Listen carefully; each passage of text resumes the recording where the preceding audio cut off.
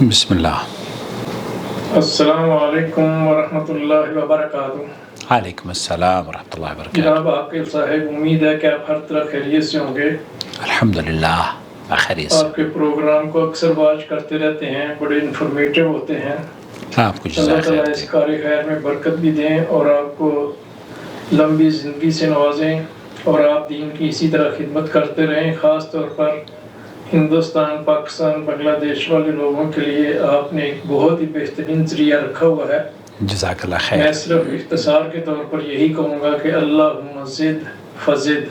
آمین آمین ویاکم، یہ جزاک اوپر اللہ آپ کو خیر۔ میں نے ایک ویڈیو بھیجا ہے جو کہ حافظ عبد المنان صاحب کا ہے، رمضان کے بارے میں۔ جی تو ذرا اس کو سنیے گا بھی، اور اس پر اپنے خیالات کا اور سعودی سکالرز جو ہیں ان کے خیالات سے آگاہ کیجئے کہ کہاں تک یہ درست ہے، کیونکہ انہوں نے تو راستہ ہی بند کر دیا ہے۔ جو لوگ جسمانی طور پر استطاعت نہیں رکھتے یا ایسے مریض ہیں کہ وہ شفا یاب ان کے ہونے کی امید نہیں ہے، جیسا کہ پتہ ہے کہ شوگر کے مریض کو دن میں کئی دفعہ دوائی بھی لینی پڑتی ہے اور کھانا پینا بھی اسے پڑتا ہے، اور ویسے بھی ضعیف لوگ جو کہ اس قابل ہی نہیں ہے کہ وہ روزہ رکھ سکیں، تو انہوں نے تو فدیہ کا راستہ بند کر دیا ہے۔ تو آپ لوگ یا اسکالر جو ہیں سعودیہ کے، ان کی کیا رائے ہے اس بارے میں؟ آپ کی طرف سے وضاحتی بیان جو ہے وہ بہت ہی باعث تسکین ہوگا۔ انشاءاللہ۔ اللہ تعالیٰ آپ کو جزائے خیر دے، آپ کو بھی آپ کے علم و عمل میں برکت عطا فرمائے۔ آمین۔ والسلام آپ کے بھی۔ علیکم ورحمۃ اللہ وبرکاتہ۔ وعلیکم السلام ورحمۃ اللہ وبرکاتہ۔ اللہ تعالیٰ آپ امید ہے کہ خیریت۔ اوکے، یہ کئی سارے سوالات ہیں۔ بہرحال اس سے پہلے کہ میں آپ کو لے کر چلوں سماحت الشیخ عبدالعزیز الفوزان کی محفل میں، اتنا عرض کر دینا چاہتا ہوں کہ آپ نے یہ فرمایا ہے کہ سعودی عرب کے علماء کی اس سلسلے میں کیا موقف ہے، وہ خدمت میں پیش کرنا چاہتا ہوں، اس امید پر کہ یہ عرب اور عجم کے درمیان جو خلیج ہے، یہ جو گیپ ہے، ہمارا چینل اس گیپ کو پر کر رہا ہے، برج بنا ہوا ہے۔ اللہ سے دعا ہے کہ اللہ تعالی ہم سے کام لیتا رہے اور آپ کو بھی مستفید اس چینل سے کرتا رہے، اور ہم سب مل کر اللہ کے دین کی خدمت کرتے رہیں۔ سب سے پہلے تو شیخ عبدالعزیز الفوزان کو سنتے ہیں، چلیے۔ نعود إلى أم أحمد بن العراق، والدتها كبيرة في السن ایک عورت یہ پوچھ رہی ہے کہ میری ماں بوڑھی عمر کی ہے، روزے نہیں رکھ سکتی۔ ولا تستطيع الصيام. تقول أن العلماء عندهم قالوا تخرج مبلغا من المال وهي بہت سے اہل علم نے اس کی ماں کو یا اس کی ان بچیوں کو نصیحت کی کہ اس کے بدلے آپ کھانا کھلا دیں، کفارہ دے دیں۔ في عن الطعام. نعم، الكبير والمريض مرضا لا يجبره۔ یہاں شیخ نے، شیخ عبدالعزیز الفوزان اور شیخ محمد بن صالح العثیمین، شیخ عبدالعزیز بن باز، جو علماء ہیں سعودی عرب کے مفتیان کرام، ان کا موقف یہ ہے کہ وہ بوڑھے لوگ، وہ بوڑھی عورتیں، وہ بوڑھے مسلمان یا وہ مریض جو کہ شفا یابی کا، ایسے بہت سارے مریض ہوتے ہیں جو کہ شفا یابی جن کو نصیب نہیں ہو پاتی، تو وہ کیا کریں؟ وہ اگر روزہ نہ رکھ سکتے ہوں اور انہیں پتہ ہو تو پھر اس کے لیے، اور بہت سارے مرض ہیں ایسے جو کہ جیسے آج کل کا مرض ہے شوگر کی بیماری ہے، شوگر کی بیماری میں میرے خیال سے اکثر لوگ مبتلا ہیں، اللہ تعالیٰ سب کو شفا عطا فرمائے۔ اور اسی طریقے سے دل کے، کینسر کے، نا یعنی کس مرض میں مسلمان مبتلا ہیں، اللہ سب کو، ہمارے بیماروں کو شفا عطا فرمائے۔ تو شیخ فرما رہے ہیں کہ نعم، تو یہاں اس کو اس بات کا حق ہے کہ آپ روزہ نہ رکھیں۔ آپ کو چونکہ اللہ تعالیٰ نے جو چھوٹ دی ہے اس میں مریض کا تذکرہ کیا ہے، مریض پر یہ حکم ضرور ہے کہ وعدۃ من ایام اخر، تو ایک آدمی جس کو صحت یابی ہو سکتی ہے تو وہ روزہ رکھے گا، لیکن یہاں صحت یابی کی ایک بڑھاپے میں عورت پہنچ گئی ہے اور وہ صحت یابی کی کوئی توقع ہی نہیں ہے اس کو، ایسی صورت میں بل إذا كان الصيام يضره يحرم عليه الصوم۔ شیخ فرما رہے ہیں کہ اگر اس کو، اس بوڑھی عورت کو، اس مریض کو اگر روزہ رکھنے سے نقصان پہنچ سکتا ہے، اس کی صحت کو ہلاک ہو سکتا ہے، تو اس کے اوپر روزہ رکھنا حرام ہے، اس کے اوپر واجب ہے کہ وہ روزہ توڑ دے۔ واجب، عليه أن يصومه. حرام علیہ یصوم. تو شیخ فرما رہے ہیں کہ وہ بیمار جو ہلاکت کا سبب بن سکتا ہو روزے کی وجہ سے، اس کے لیے جائز نہیں ہے کہ وہ روزہ رکھے.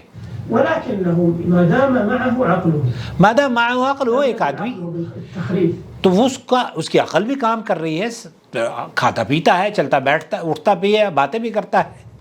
ففي هذه الحال يلزمه أن يطعم عن كل يوم تو ایسی مسكينا. صورت میں جب کہ اس کی عقل کام کر رہی ہے، جسم کام کر رہی ہے، اس کے پیسے بھی اللہ تعالیٰ نے اس کو دی ہے، تو پھر وہ کیا کرے؟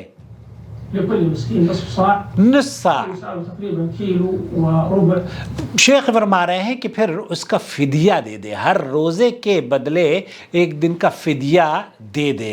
اور اس فدیے کے بارے میں جو سورہ بقرہ کی آیت ہے نا، وَمَنْ كَانَ مِنْكُمْ مَرِيضًا أَوْ عَلَىٰ سَفَرٍ فَعِدَّةٌ مِنْ أَيَّامٍ أُخَرَ، اور جو کوئی مریض ہو یا مسافر ہو وہ دوسرے دنوں میں گنتی پورے کرے. بقرہ 185.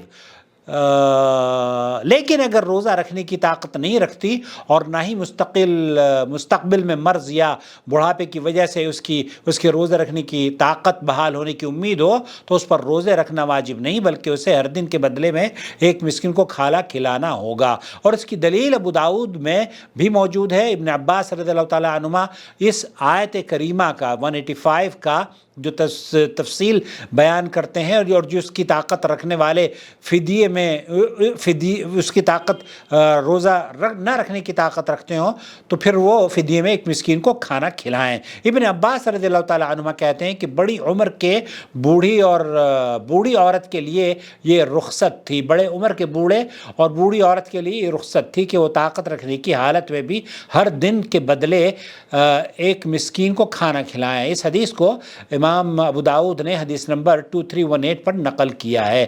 امام شافعی اور اصحاب کا کہنا ہے کہ وہ بوڑھا جسے روزہ رکھنے میں مشکل پیش آئے اور اسے شدید قسم کی مشقت کا سامنا کرنا پڑے، اور اسی طرح وہ مریض جس کے شفا یاب ہونے کی امید نہ ہو، با اختلاف اس پر روزہ نہیں ہے. اور ابن منذر رحمۃ اللہ علیہ اس میں اجماع بھی ذکر کرتے ہیں، اور صحیح قول کے مطابق اس پر فدیہ دینا لازم ہے. شیخ ابن باز سے پوچھا گیا، شیخ ابن باز نے فرمایا اسے ہر دن کے بدلے ایک مسکین کو اپنے ملک کی غذا میں سے نصف صاع کھجور یا چاول وغیرہ مسکین کو دینا ہوں گے، جس کا وزن تقریباً 1.5 کلو بنتا ہے، جیسا کہ اللہ کے رسول صلی اللہ علیہ وسلم میں سے ایک جماعت کا بھی یہی قول ہے، اور آپ کے صحابہ میں سے یہی قول ہے، اور یہی قول عبداللہ ابن عباس رضی اللہ تعالیٰ عنہما نے بھی بیان کیا ہے. اور صحابہ کرام سے یہ بھی منقول ہے کہ اگر وہ فقیر ہوں اور کھانا کھلانے کی استطاعت نہ رکھتے ہوں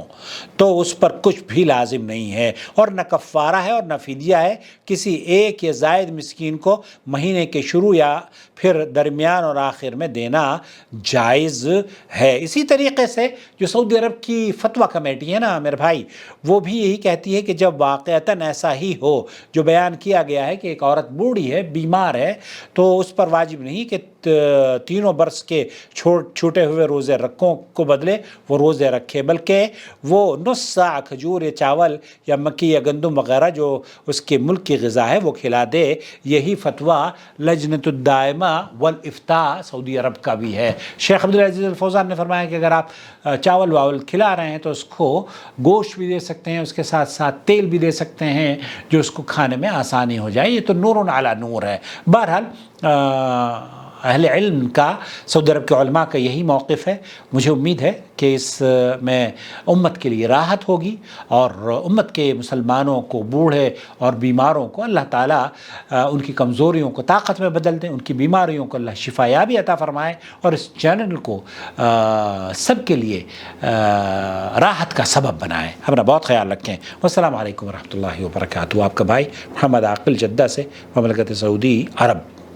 وما أرسلنا من قبلك إلا رجالا نوحي إليهم فاسألوا أهل الذكر إن كنتم لا تعلمون.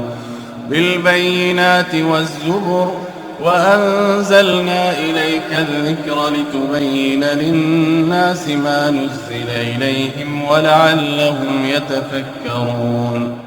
أفأمن الذين مكروا السيئات أن يخسف الله بهم الأرض أو يأتيهم العذاب من حيث لا يشعرون